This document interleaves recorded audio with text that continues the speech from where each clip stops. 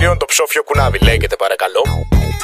Τι θα φάτε κύριε? Βάλε 2 πίτα γύρω απ' όλα, μπόλικο κρεμμύδι μάλλον κάντα 3. Μπας και κόψει λίγο η λόρδα και γεμίσει το στομάχι. Long live στα πάχη.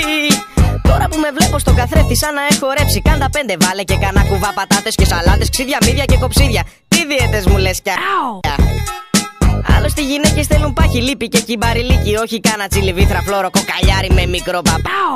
Ακούστε γιατί το λέω αυτό. Χθες το βράδυ τριγυρνούσα από το ένα μπαρ στο άλλο. Μια γυναίκα μπας και βγάλω. Έρωτες, φιλιά και αγάπες θέλω. Όχι πάλι τη Μαρία Παλάμη. Hi sweetie. Και μου έκατσε ένα λαβράκι, ένα δίμετρο.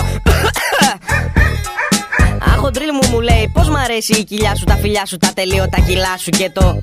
Κάτσε στάσου. Είναι τεράστιο. Oh yes. Γι' αυτό σας λέω φάτε και ποτέ μη σταματάτε. Στα γυράδικα γυρνάτε και ό,τι βρείτε σαβουριάστε. Και αν στο τέλος δεν χωράτε, δεν θα φταίω εγώ. Δεν θα φταίω εγώ, δεν θα φταίω εγώ. Γι' αυτό σας λέω φάτε και ποτέ μη σταματάτε. Στα γυράδικα γυρνάτε και ό,τι βρείτε σαβουριάστε. Και αν στο τέλος δεν χωράτε, δεν θα φταίω εγώ. Δεν θα φταίω εγώ, δεν θα φταίω εγώ.